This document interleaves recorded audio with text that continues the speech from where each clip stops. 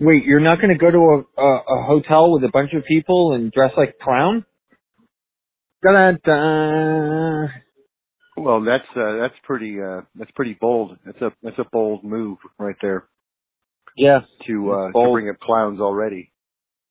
Yeah. And I mean, I was going to save that for like a grand finale, but it may be better to get into clowns right away for the benefit of people who are really into that stuff, because they may not want to wait.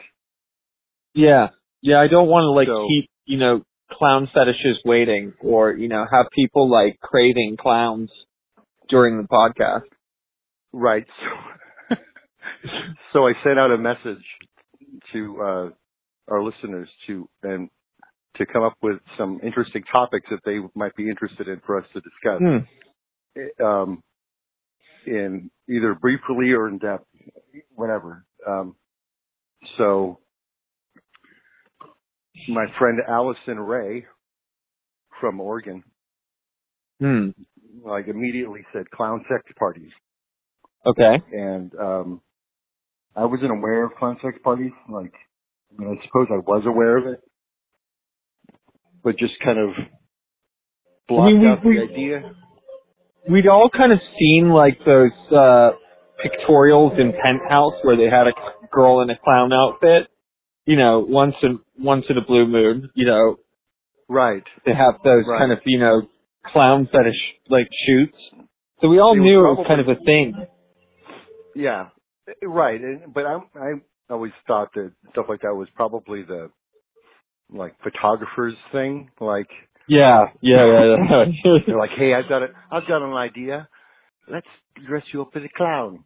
And then, the young lady was probably very dubious and scarred later on in life. Yes. So, I mean, clowns, they're for children, really. I guess the idea is to, bring joy to a child. I've never been a real fan of clowns. They don't scare me like they do some people, but I always thought clowns were weird. But they're weirder than we thought. Clowns are extremely weird, and I've never liked them. In fact, in England, at sort of elite birthday parties of kids, there was this special clown called Smarty Artie. And he was this one dude who went around and made a fortune doing kids' birthday parties. But I hated him. I thought he was horrible. But he seemed to be at every fucking birthday party I went to as a kid. Right. And then there's, of course, the legacy of John Wayne Gacy and his clown thing, which kind of just really messed up clowns, because now, even if they're just associated with super weird, there's that undercurrent of, is this guy a serial killer kind of a thing? Sociopathic kind of behavior. Yeah, it's a bit demented, and then of course it didn't help either. Stephen King. Well, sure. So then there's but I guess on the adult side of things, there's these underground clown sex parties, silly sex. Yeah. And they're I think they spring out of the circuses. And then the after parties turn into clown orgies. Right. And right. That kind of makes sense, because I know just from my theatrical days that there was a bit of that kind of behavior going on between actors and actresses.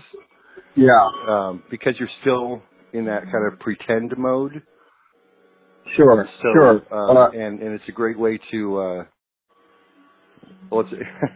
it's a great way to have to avert eye contact the next morning, for sure.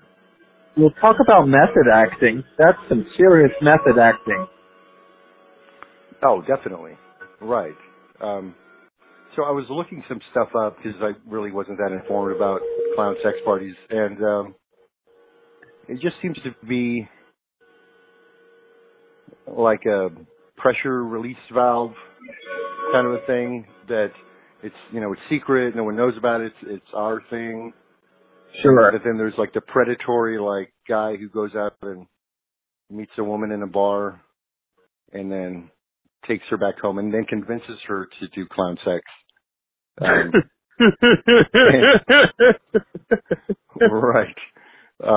That guy.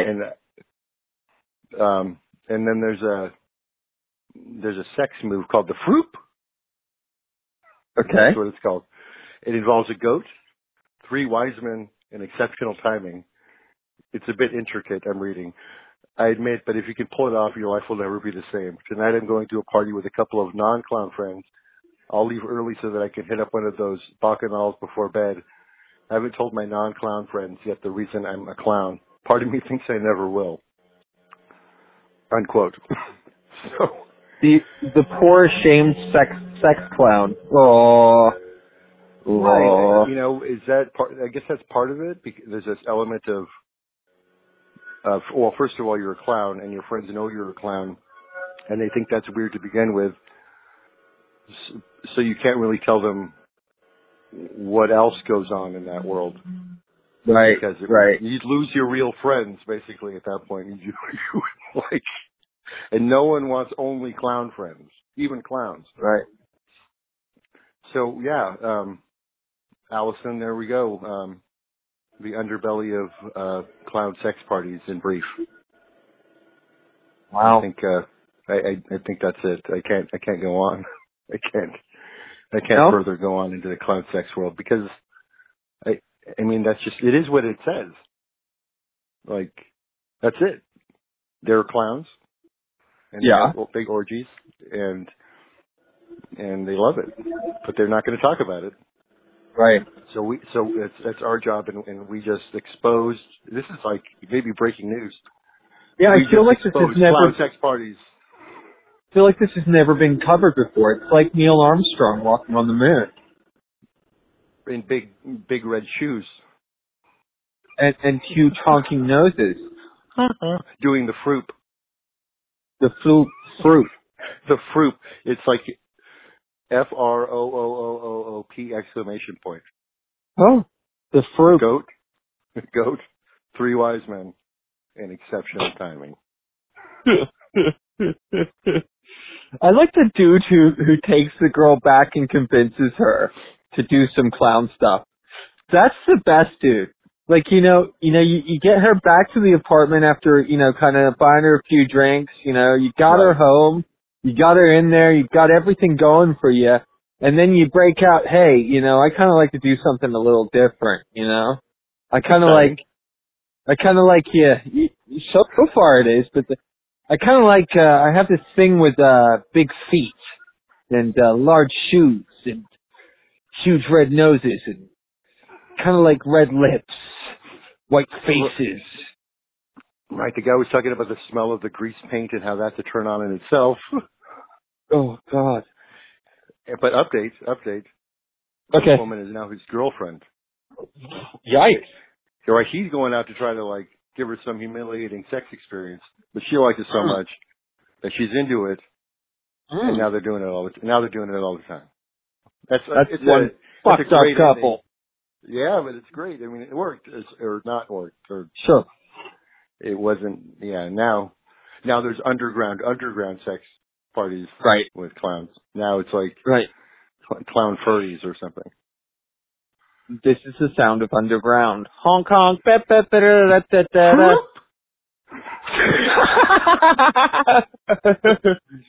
Meet me. Yeah. All right, should we move on? Yeah, let's move on. Wow, that was a nice sound. What was that? I didn't hear anything. What? Yeah, right when we said let's move on, I heard this little tone like doo-doo, like it was a new topic time. I didn't get that. Wow. I think we're speechless. Yeah.